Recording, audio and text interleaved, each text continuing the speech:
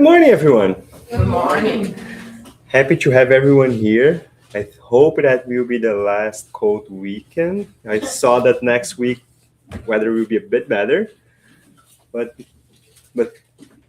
today we will have a lecture about Spiritism and Jesus. But before that, Raquel will do the initial reading, and then Mary will do the initial prayer for us. Thank you. Good morning, everyone. We're going to do the reading from the book Happy Life by Divaldo Franco. The conquest of knowledge is a personal achievement, non-transferable. It is a treasure that is always multiplying itself when it is shared, and nobody can usurp it from who possesses it. Not even death can take it away, because it continues with the spirit who has it, constituting a treasure of constant value and easy handling. Work hard to acquire. Never think it is too late to start this enterprise. Increase it if you already have it, or start it if you have not already experienced the pleasure which comes with it. The man who knows acts with more confidence and saves himself from countless suffering. On the other hand, ignorance is responsible for innumerable ills.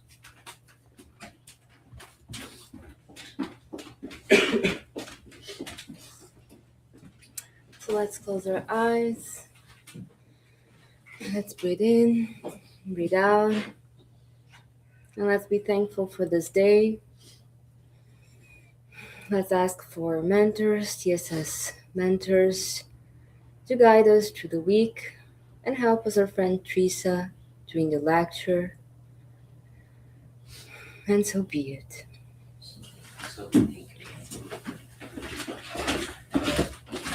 All right. Good morning, everyone. It's good to have you all here. So our lecture today is going to be about Spiritism and Jesus, as Patrick told us. And basically, we're going to be talking about a few questions from the Spirits book. Okay, so the Spirits book is divided in parts, and part 3 is talks about the moral laws. Okay, and on question 621, first thing that Kardec asked to the spirits is, where is God's law written? And the spirits give a very short, direct answer: in the conscience.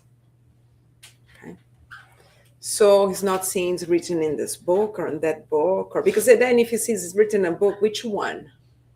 The Bible, the Quran, the Torah, which one, right? He says, no. They're very straight to the point. It's written in your conscience. That's where God laws is written, okay? But then under the same question, Kardec goes, okay, but since the God's laws is written in our conscience, why it needs to be revealed to us? Right? Why we had to have the prophets to come and reveal it to us? We had to have Jesus come in. Why we need that? Because if it's already written here, why need someone coming to reveal to us? And then he says, well, because you either forgotten or you have disregarded. But God wills that you follow it. God wills that you remember it, because then in the end we says, oh, the revelations, but actually they didn't reveal anything that wasn't already inside of us. Actually, they come to really to remind us, to make us to go inside of us and say, I get it. Okay. So that's the first important concept, new concept that Spiritism brings to us through the spirits, to the teachings from the spirits, okay? Because historically, that's exactly what we believed. We believed that God's laws was written in a book, right? And then depending on my religion, again, I thought was written in the Old Testament or the New Testament or in the Torah or in the Quran, so many other religious books that we have around. That's what we believed. That's historically how we have believed it, right?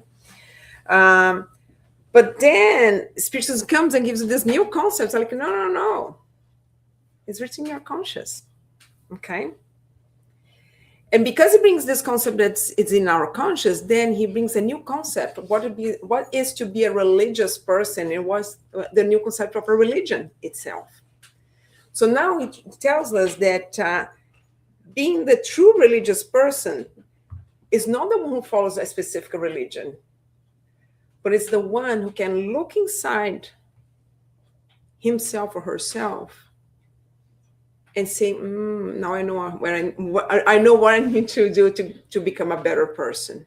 That's to be a religious person. It's the person who can look inside, recognize their goods and their shadows, and say, okay, I need to be, I know I have to work on. I need to be more patient. I need to be more compassionate. I should judge less. I should gossip less. I should, what do I need? What can I look inside here? Because, what? I notice that when I do certain things, I do not feel comfortable with it. And why do I not feel comfortable with that? Because my conscience is telling me, no, that's not the best thing to do. But sometimes you still do it anyways, because it's convenient to me, right? So that's why, in the answer to the spirits, that's exactly what he told Kardec, because either you forgot or you disregarded, which means I know it, but but it's not convenient for me to follow it, so I'm not going to. So that's from time to time, we need the prophets and Jesus to come in and remind us, hey, this is the path, okay? This is where we should go. And when we bring this concept, then we also, religion stops being this structured institution. It's no longer a structured institution. It's no longer about dogmas. It's no longer about sacerdotal hierarchy. No. Okay. It starts to be now a process where we examine ourselves inside and look for our essence. What's my essence? So in other words, we start to look for God inside of us, not in an image, not in, inside a temple, but I start to look for God inside ourselves. Okay. But then Kardec says, okay, so if we need to be reminded of something that's already inside of our conscious, has God endowed certain individuals with the mission of revealing it to us, right? To revealing the divine law to us. And he goes, yes.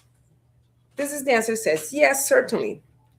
In every age, individuals have received this mission. They are high order spirits who have incarnated with the purpose of enabling human progress.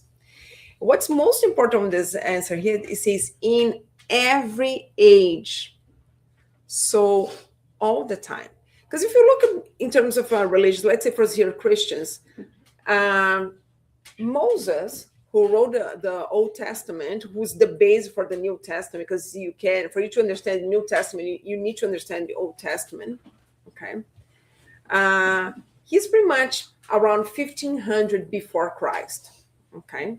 Some scholars will say 1500, some scholars say 1200, but let's say 1500 years before Christ, okay? That's when Moses comes, and then we start to write the Old Testament, okay, or the Bible in that sense, okay? So if it was written in a book, you're telling me that then before Moses we had no directions, nothing? We knew nothing about the divine laws? So the Egyptians would go 3,000 years before Christ, had no clue, nothing. We just killing ourselves and we had no clue. That's not true. And even before Moses came in, we already had the concept of God in a different way. Yes, there was the God of the sun, the God of the moon, the God of the harvest. But we had a concept already that there was something above us, okay? And we always, in every time, in all times, there was always spirits that came and incarnated who looked around and say, hey, we need to be more kind. hey, what you're doing to your neighbor is not nice. All ages. Because in fact, if it already didn't have this concept around us, when Moses come and now being like the Ten Commandments and all the knowledge would say, what are you talking about? Okay. So since human beings are in this planet, there we have it. People, higher spirits that came to teach us to put the seeds, to prepare, right? To prepare us for the concepts that Moses will bring to us. And what Moses and the prophets brought, it prepares us to receive Jesus. Because otherwise also Jesus would have been like, and we're like, what? What are you talking about? We have no clue what you're talking about. God what? So since we have human beings here, we have been looking around to the nature, we have in our conscience some way looked around and saying, wow, look at the sun. How it happens things. Why when I throw something in the air, it falls? Like we're watching around the nature, we're looking around, we're looking for answers because our conscience is telling us. And it's telling us what's right and wrong, right? Every time we go into war, it hurts us. It hurts us. Historically. Even when you look at the most warrior nations that we had in the past, like the Romans and everything, it hurted. People didn't like war in general. Maybe not the ones who were attacking, but the ones that were attacked, like, this is wrong. You came here and killed my whole family. I don't feel good about that. Because my conscience is saying, this is wrong. Okay? So that's saying in all ages, we didn't need the books written, even before the books. And I'm not saying that the books are not important, they're extremely important, okay? But even before the books were written, the divine laws were already written in our conscience. And we always had spirits that came around us, incarnated, to remind them to us what's right, what's not. We had kind people all around the period as we were here on this planet, okay? And then it comes a question in the Spirit's book that probably is one of the most famous questions that it had. Because so far it's like, okay, it's in the conscious, it's in our conscious. Yes, we did have people who came to remind us what the laws are, to remind us what's good and what's wrong. But of all those people that came, because now I know, okay, I need to look inside of myself. I need to look what's right, what's wrong, what I need to get better. But for me to know what I need to get better, I need to know what's my example, what's the right, so I can look at that and say, okay, okay, I need to fix this to get to this here, right? And then it comes the most famous question on Spirit's book. But he asks, this is the question 625. What's the perfect standard that God has offered to humankind as a guide and model? And the answer is very simple. He just says, look at Jesus. So he's saying, yes, we had a lot of people that came to talk about God's law, because then we had Moses, we had so many other prophets. Before Moses, we had other people were talking about the gods. But of all of those that came to guide us, which one is the best model for us to follow? And then he says, it's Jesus. He's the model. So when I look inside myself now and I look to Jesus, like, oh, now I know what I had to get. And now I know what I need to change to get. It's easy process, guys, because we're so close to Jesus right now. Just need to change a few things and we get there, right? So yeah, it's another few millions of years and quite a few other reincarnations. We'll get there, okay? Don't worry. It's easy process, okay? But I'm going to read just part of a comment that Kardec makes on top of this answer. When you say, what's the standard, what's the model? And you say, look at Jesus. And then Kardec says, Jesus is the highest standard of moral perfection to which humankind may aspire on earth. God offers him at the most perfect model, and the doctrine he taught is the purest expression of God's law, because he was animated by the divine spirit, and he was the purest being that has ever walked the earth. Okay. So that's what they say. And that's why he is the best standard that we had it. And he didn't come here when he says, I didn't come to change the laws. He just didn't come here again to open a book and say, oh, here what's written. No, he lived it with his actions. He demonstrated, okay? The way he walked around, the way he talked to people, the way that he embraced it. He didn't care if the person was Jewish, a Pharisee, a pagan, a centurion. It doesn't matter. He received all of them with love, with care, with compassion. That's what he did. He didn't just came here to do big speeches. And although we have one of the most amazing lectures, which is the when he goes to yes, when he goes to the Mount of Olives and do the speech, and it's one of the most beautiful ones. But he didn't just speak; he did it. He acted, right? And so that is the model. And that comes the second big change that Spiritism brings, that the spirits bring to us. So the first one was to say, hey, no, the laws is not in a book. It's actually inside your own conscious that tells us when we're right and wrong, okay? But he also now changes this image of Jesus. So when we think about Jesus like that, he stops being just this religious symbol. Jesus in the cross, and then I carry my cross. There's nothing wrong about this, guys. Just make it very clear, okay? Please do carry your cross. It's okay. But it stopped being just a symbol, just a religious symbol. And he becomes an educator of souls. Right?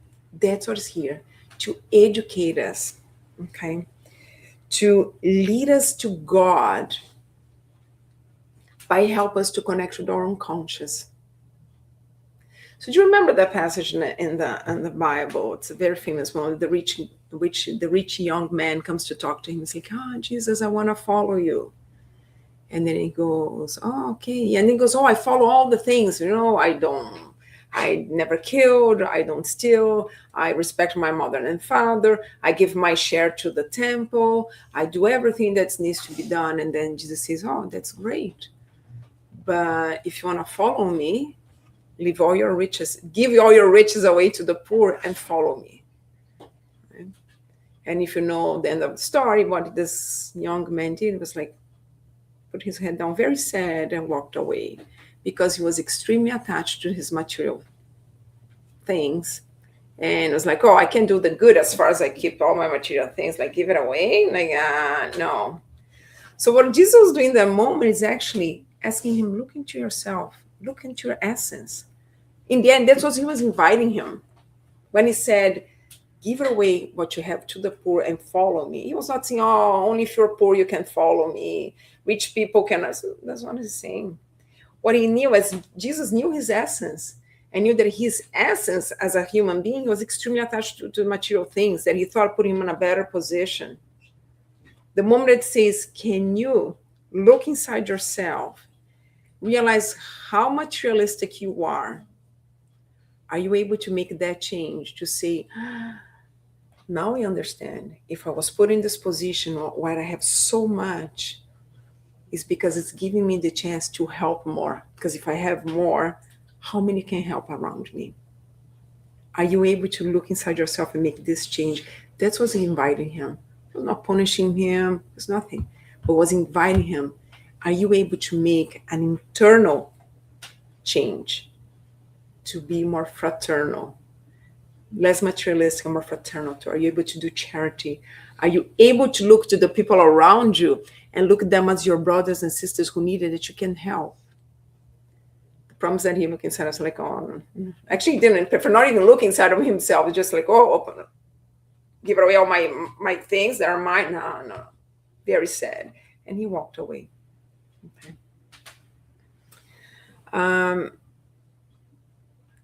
That's why in Spiritism, we don't have dogmas. We don't have hierarchies. We don't have an institution giving orders. So we know in Brazil we have the Brazilian Spiritist Federation, but they're not there to give orders, say, oh, now every spiritual center has to behave in this. No, they're not. They're there just to compile all the materials that we have as a guide. If we want to open a new spiritual center, they can guide you to how to do it, how to keep the basis, how to kind of say, hey, even to help us to analyze certain books and materials out there that not all of them are really good books just because they have been psychographed. So they help us to be more organized, but they don't give orders. They don't say you have to order, like an hierarchy, institutional hierarchy, where I tell you what to do and everybody who's up. There's no such a thing in Spiritism, because we understand that that's not being about religious, and that's not what religion should be. Okay. So Jesus stopped being shown to us as this punisher guy that has been presented for so long. Jesus, and in a direct way, God, right? Who has a list of sins and then keeps pointing on each one. See, you did this one, and you did that one, and you did this one, and I'm going to punish you. Because that's how for millenniums we have been taught. This punisher, God and Jesus that punishes you, right? When I have a kid list here, do you comply with this list? No, that's what's going to happen with you. I'm going to punish you. Okay, and can be, and you create like all these kinds of punishments. We can call them hell. Wow, you're gonna be killed. You're gonna be, I don't know, burned. So many punishments that we create, because that's what God and Jesus are, punishers. And then He comes, He takes away. He's no longer a punisher. He is an educator. He just comes to you and say, hey, this path that you're going is not the best one. Stand up and start again. And go, but this is the path. That's what He does. Okay, doesn't punish us, and He just educates us and guides our future, because that's what He's here. Because He's not in a rush. We are in a rush. Okay, we look at people. That's why we judge so much ourselves and the others, because oh my gosh, look how bad I am, or look how bad this person is. Do you think Jesus or God's looking at someone like, oh my gosh, what an awful person this spirit is? That they're there like worry about it? No, they're sad. They're kind of, but they're okay. They're calm, because even that spirit, that spirit in the lowest realms of the umbral is gonna one day be a pure spirit. They'll have their time, have eternity. There's no rush. They're gonna have, maybe they're gonna need more and more. They probably look at trees as like, yeah, trees saying, we need quite a few more reincarnations that we thought you're gonna need. We're going to add a few more here because you're going to need, but we know you're going to get there, right? They're not in a rush. They're not punishing. They're just going to give us the chance to restart and educate ourselves as many as we need. They're not here to punish. So when we go through the hardships, they're not punishing us. They are giving us the chance to restart, to re-educate ourselves, right?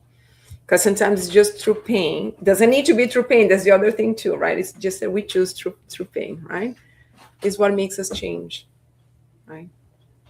When you see this in so many of Andrea Luiz books, but you see that in Emmanuel's books, right? And when you read 2,000 years ago, when Publius Lentulus Jesus tells him, Publius, you can follow me now by love, or you can follow me by pain in 1,000 years, right? And that's one of the reincarnations of Emmanuel. And if you read the book, you know that he decided 1,000 years, okay? But he did. And today is a high spirit, high evolved spirit, right? Not a pure spirit, but a really way more evolved than us, who helped now to guide us, right? But back in there, he also decided to do by pain. So it needs to be by pain. No, it doesn't. But we choose to be. And that's fine. Jesus is going to keep educating us and guiding us, because we always going to have someone to guide us and to say, hey, this is not the path. Okay. And then Kardec's funny, because if you read the Spirit's book, you should. But if you read the Spirit's books, you know that sometimes Kardec asks the same question in different ways, to the point that the Spirits go, Kardec, as we told you, like, you not pay attention, right? So Kardec's a little bit insistent because now he knows, okay, it's in the conscious. So it's in our conscious, not in a book. Jesus is our best model. So I know that, when I look to the Jesus, that's where I should go. But he insists. His goal, have the divine or natural laws been revealed to humankind only by Jesus? Before him, were they only known by intuition? So first, I started thinking, Kardec, what I told you before, like in all eras, we had people that came to remind us. So Jesus is not the only one. Okay? But what's interesting here in this question is when he has, have the divine or natural laws be only taught by Jesus? So now he's saying that the divine laws and the natural laws are pretty much the same. So it's not only about that, because when we think about Jesus and God, we think always about the moral laws, right? But who created the universe? So who created gravity? Who created the cells, the atoms, everything? It's God, right? So he's saying here, he's saying that divine laws and natural laws is the same thing. Okay. And I'm going to read part of the answer because this is extremely important for us to understand what we're talking about today when we connect to Jesus and Spiritism. First, he's saying, haven't we stated that they are written everywhere? So like Kardec didn't tell you, read all the time since the beginning of the eras. It's everywhere. Okay? He says, from the remotest times, all who have meditated on wisdom have been able to understand and teach these laws. So since really at the end of the humankind, the people who decided to stop and look around and say, look at the sun. Like how you put a seed on the ground and the sun. How from a tiny, I was actually talking with my husband these days. We're talking about there's a seed from this humongous tree is smaller than my fingernail. How from something this little becomes this huge tree? So in all times we had people who stopped and looked around and say, it has to have something more in here. The way we treated each other. So that's what he's seeing, that in all times the people who were able to stop and look around and analyze were able to assess it. Okay, so it wasn't just Jesus who came and revealed it. The natural laws were around us the whole time, and in all times there's people who stopped it to look around and try to understand. And it says, though their teachings were incomplete, they prepared the ground to receive the seed. So back in there, like the Egyptians, and even before, we have to remember that Moses is the first one to bring the concept of a one God. But before that, Abraham was the first one. Yes, but Moses is the one who started reaching and brought the testaments and everything. Yeah.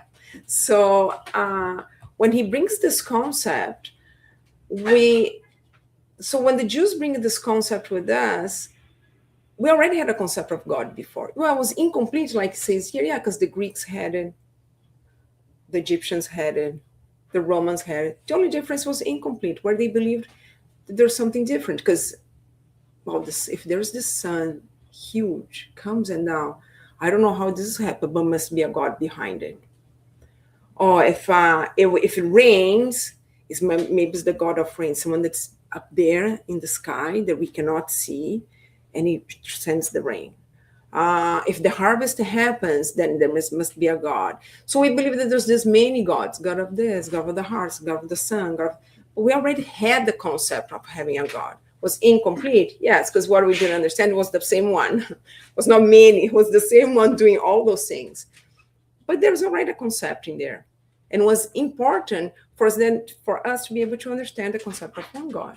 Okay? So that's what it's saying here. Right? That even though their teachings were incomplete, they're the important seeds for the next step. Okay. And they say, since the divine laws are written in the book of nature, so they're not written like in a paper book, but it's written in the book of nature, men and women are able to understand them as soon as they want to look into them. This last phrase is very important because now we always had this concept that we hear, for example, right here we're studying the gospel, and then what we study the moral laws of God. So now we are studying the divine laws, okay? But we believe that the guy who was there in the lab trying to figure out how an atom works, how the cells work and everything, he was studying science, he was studying natural laws, he was studying the laws of nature, okay? What he sees here is that no matter if we're here studying the gospel, or the guy in the lab who is studying an atom, a cell, trying to find the cure for cancer, for the multiple diseases that I have there, if the scientists were looking into the universe and trying to figure out how the planets move around and how the dark matter exists and everything, we all is studying the divine laws. There's no difference because God created the universe. So the moment I'm trying to figure out how the nature works, I'm studying God's divine laws. It's all divine law.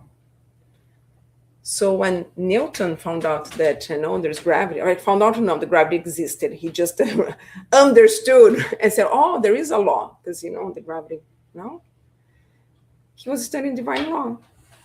Who created the universe and decided I'm gonna create gravity, and that's how it's gonna make the planets gonna attract each other, magnetism and this. And when he found out about magnetism, that's God's law. That's divine law. So there's no difference if I'm studying the nature, a scientific thing, or if I am studying the 10 Commandments. We all studying the divine laws. It doesn't matter. So since the end of human beings here, we study the divine laws.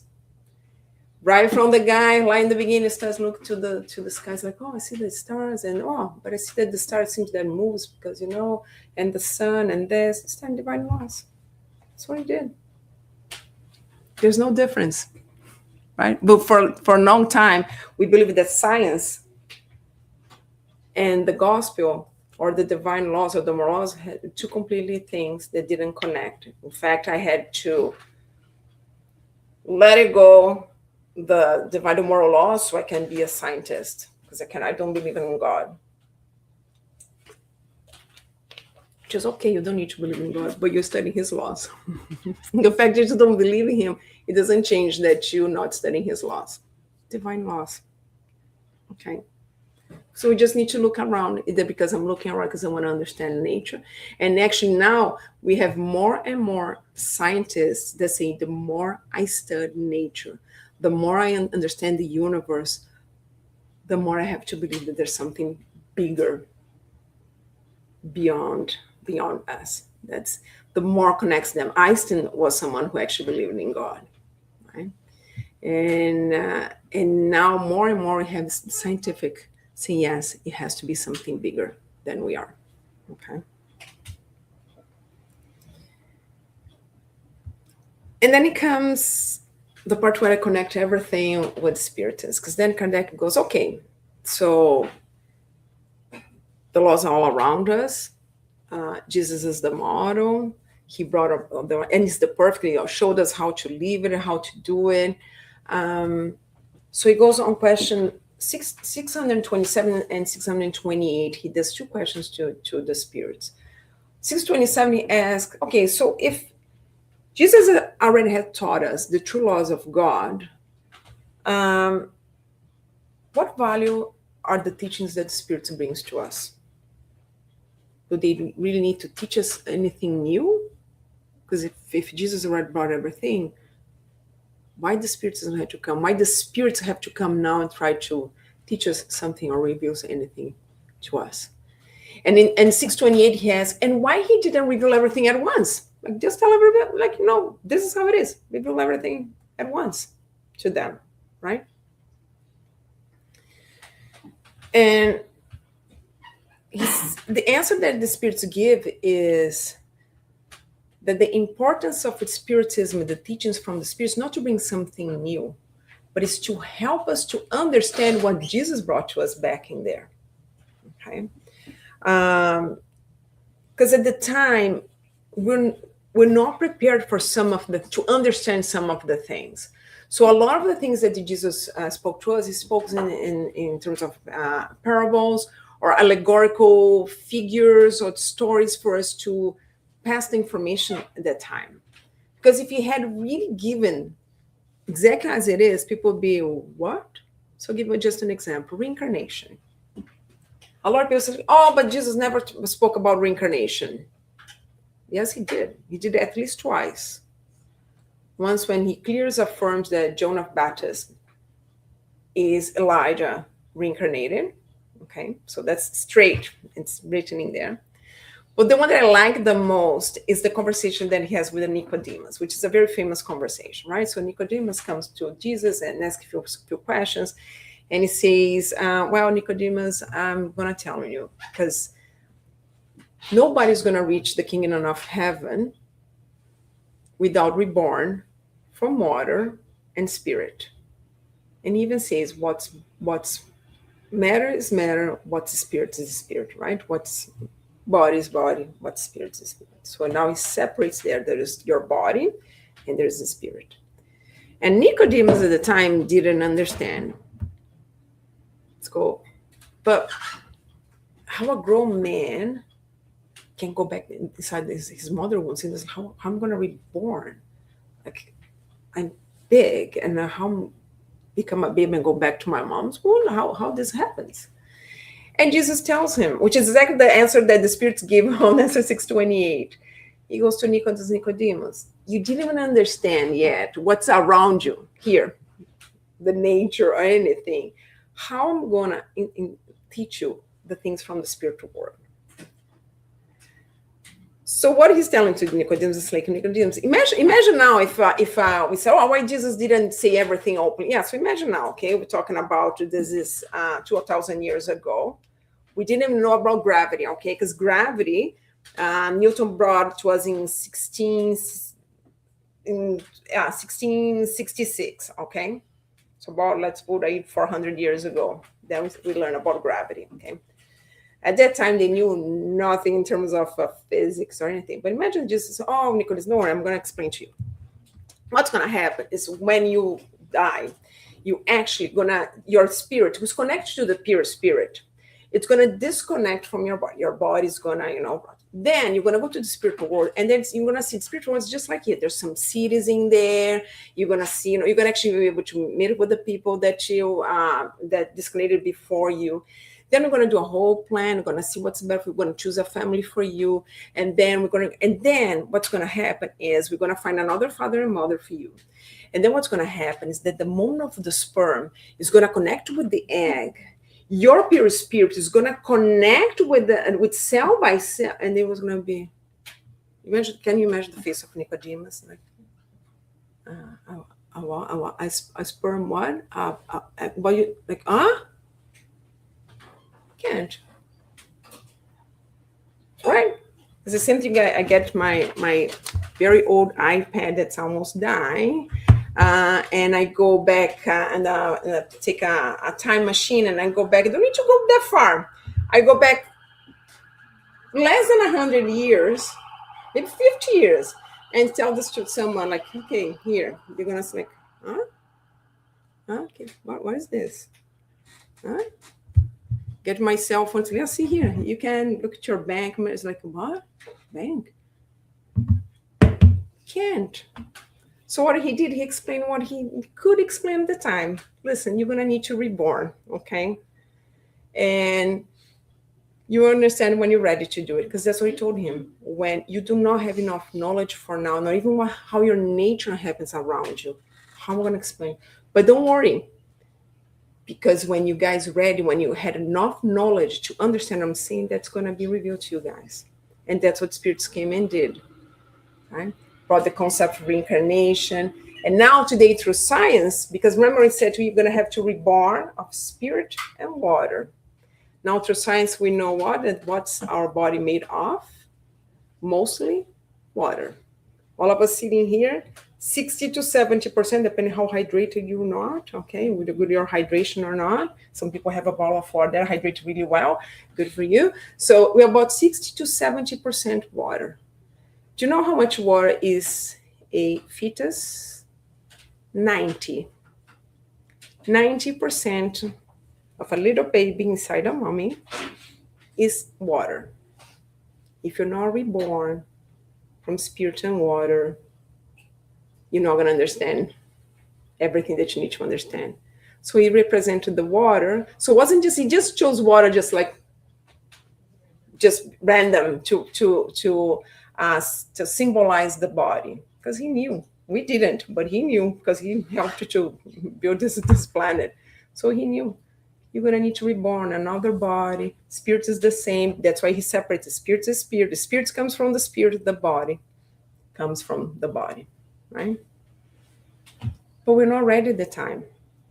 And it's exactly what they say in the answer on the question 628. He goes, Jesus didn't brought things clear, because it's the same thing. You get someone who's in the darkness. Put someone in the darkness for not even gonna be a week, or a couple of days, pure darkness, and then bring them just outside of this bright sunny day. Are they going to be able to open their eyes?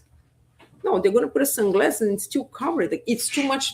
It's too much. Like, you cannot handle. And they say things needs to be brought slowly. Things like, as we need. The same thing. I'm not going to get a child that didn't learn even to do addition, subtraction, multiplication, division, and say, okay, here, I'm going to teach you fractions. You're going to be a what? Fractions. Yeah, no, we're going to teach you fractions.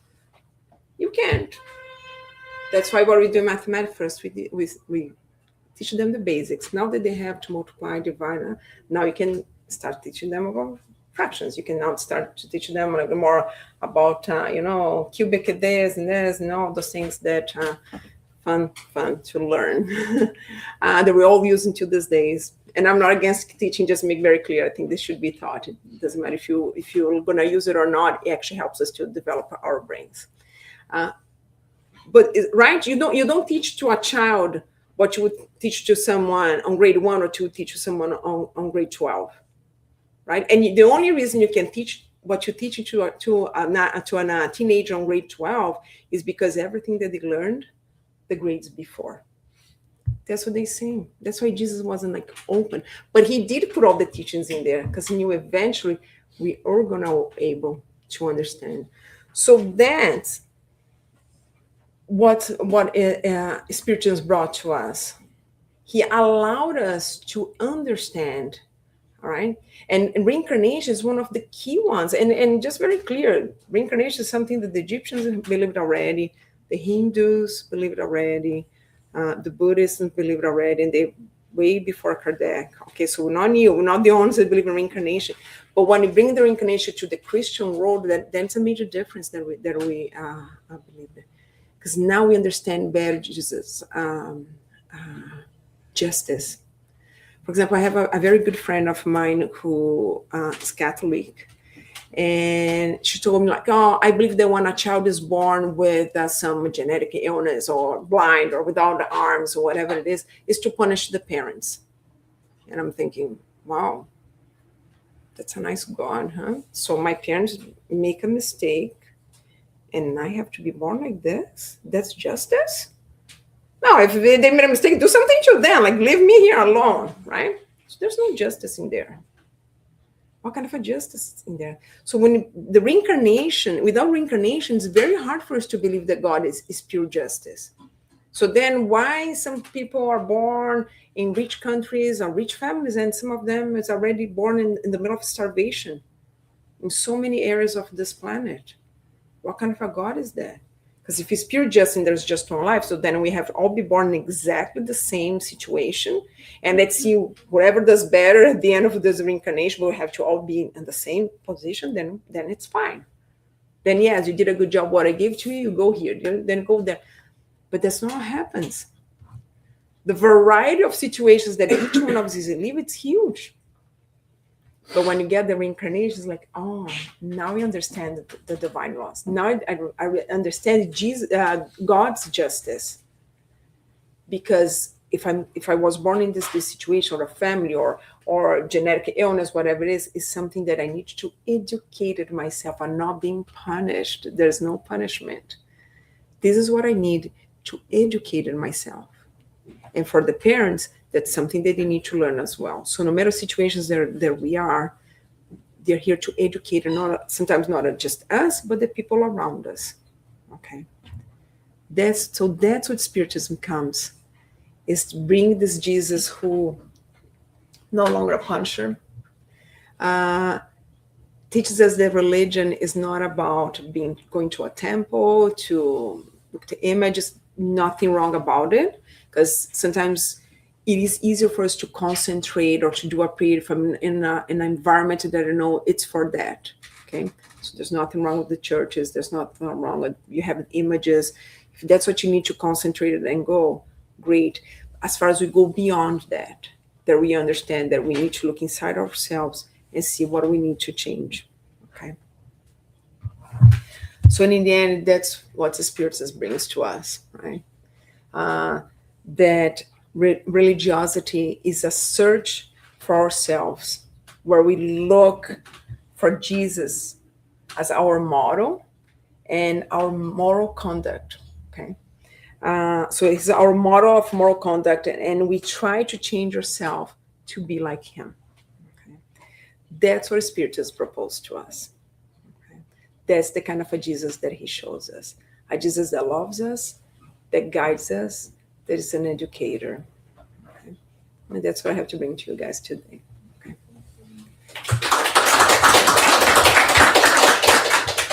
Any questions? Any comments? I have 2 comments. Mm-hmm. So I love 2 things that you said that I never thought about. The first one was Book of Nature.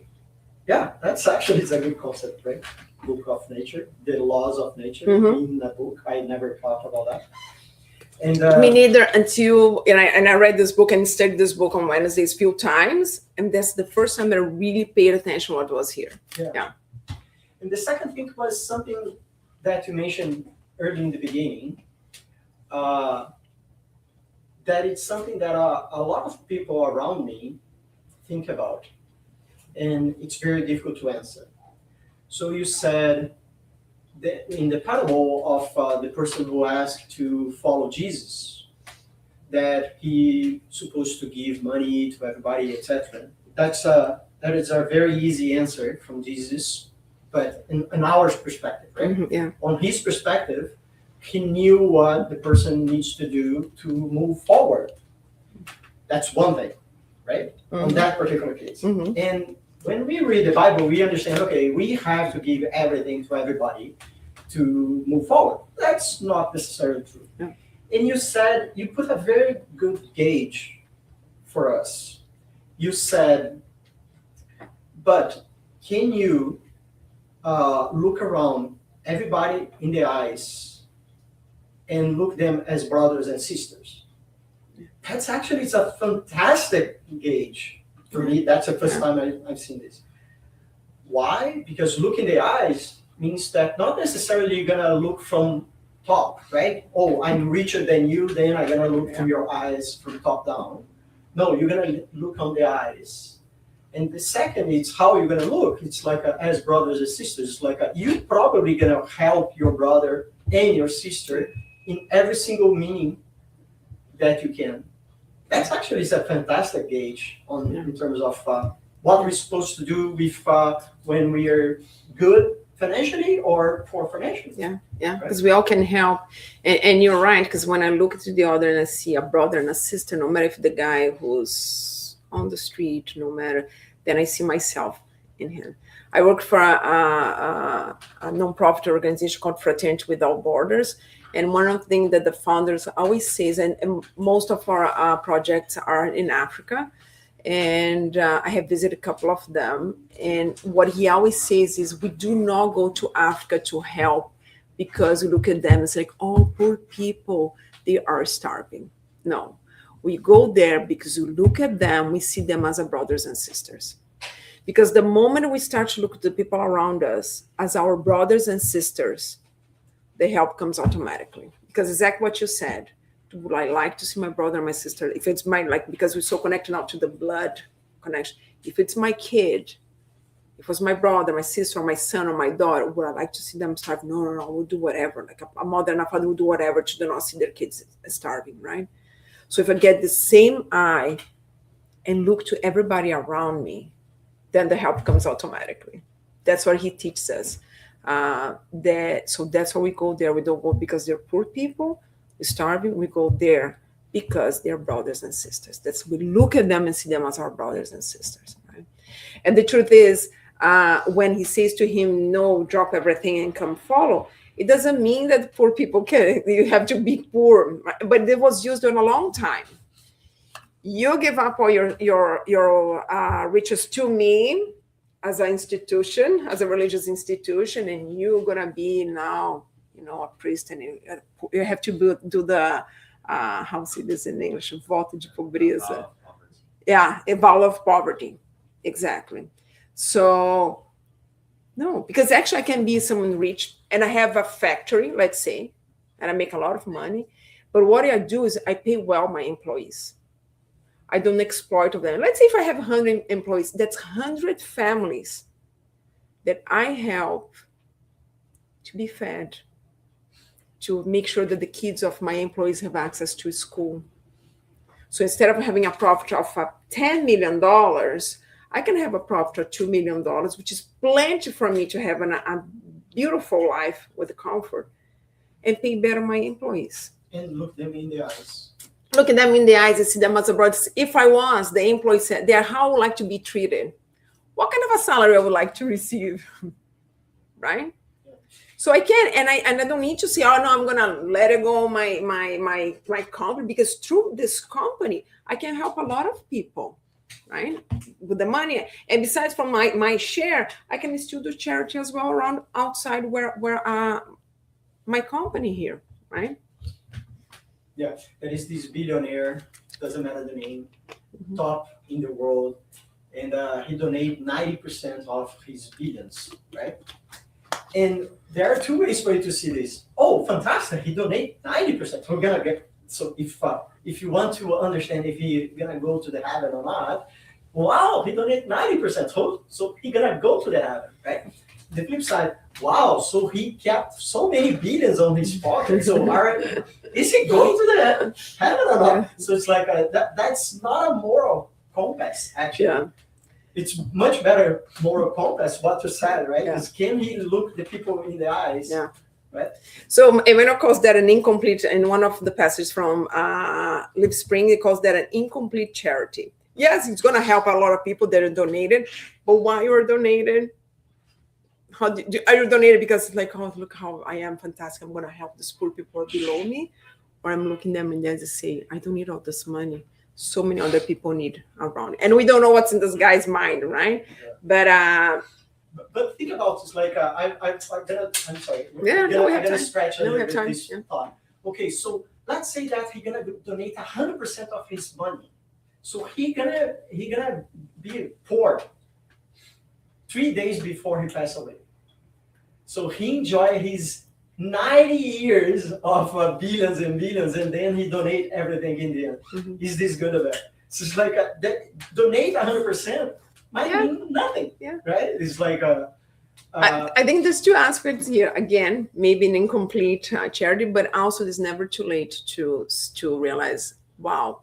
See, because everything now here is about intention and what's the feelings inside. Because even if my last few days, like, what did I do? Oh my gosh, I'm not, because of my work, I had patients in the ICU who told me, wow, I look back now and I regret the life that I had. I should have given more time to my kids, more time to my family, and now it's too late. Okay. It's too late because it's seen this vision here. But when you're looking in the long run as a spirit, that change is not late. It's late for this incarnation, but now it's a spirit that's going to discarnate with us a new mentality. Then hopefully the spiritual plan is going to prepare to come with a new mentality for the next one, to try to redo and do better. So everything's going to depend on how he did, right? He did it because he really got conscious and said, and it's never too late to get the conscious, like, what a mistake that I did. I realized that all those billions of dollars didn't change anything. That's actually what happened with Onassis. Onassis, for decades, was the richest man in the world and couldn't save the life of his son. And his son was everything because it was the oldest son that was going to take over the company. A guy who was dishonest in his business and everything, did everything. His goal was, I need to be a millionaire. And at the time, billionaire was like, should they be millionaires? Like, well, no. Now, if you're not at least billionaire, it's done. You know? And he did it. And when he did realize, and he told the doctors, no, you can send him to the best hospital in the world. I'll pay. They said, there's nothing can be done anywhere on the world. That's when he realized that all the money that he had was not enough to save what's the most precious thing to him was his son. And then he ended up in a bit of a depression after that because he sank. How much he really sank inside, I don't know. But that's the beginning. That's the beginning to... now I understand. There was after something, there's a big illusion. Because it was worth. So everything was depending how this guy did it. It was a true sense of saying, what a huge mistake. Great. It's never too late because it doesn't end in there. We continue, right? Or if it was just because, no, I don't need it anymore. I'm going to die anyways. I'll give it away now because now I don't need it. Then it's like, we have a surprise for you waiting you on the other side, which is your own conscious. Again, because there's the other thing too, the concept that we have that you're going to be punished on the other side. We're going to punish by our own conscious. There's nobody out there. There's no judges waiting for the other. There is our conscious. Our conscious when you're on the other side is what punishes you. So hell that it's created to us is actually our own conscious.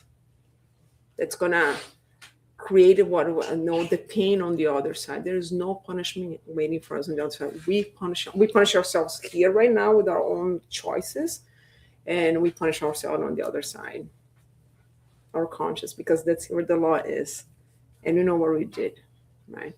That's why some spirits on the other side says, "Oh, I don't deserve to be helped. I don't deserve the good because I was a very bad person." Conscious accusing, and the truth is they are entitled to restart it. Yeah, you made a lot of mistakes. Great. But you can restart it.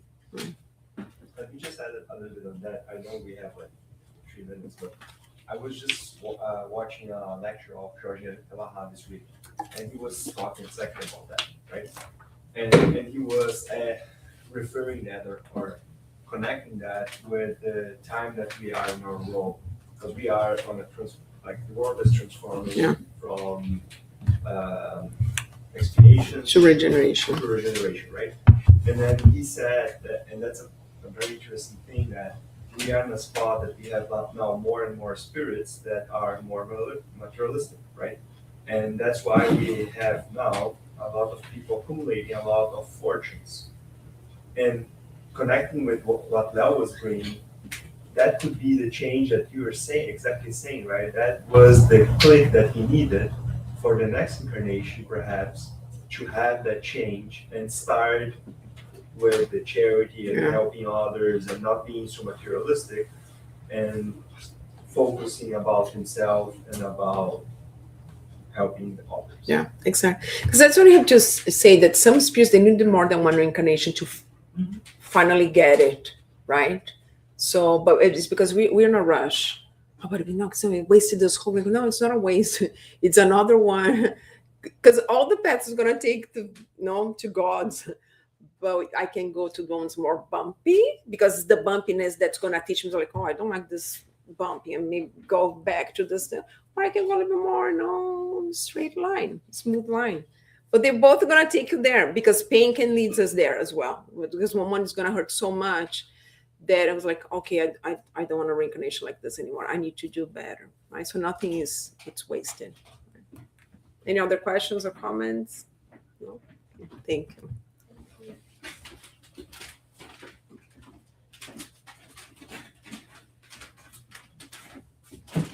All right.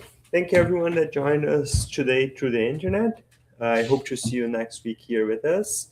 And for who is here, we will get prepared for our passes.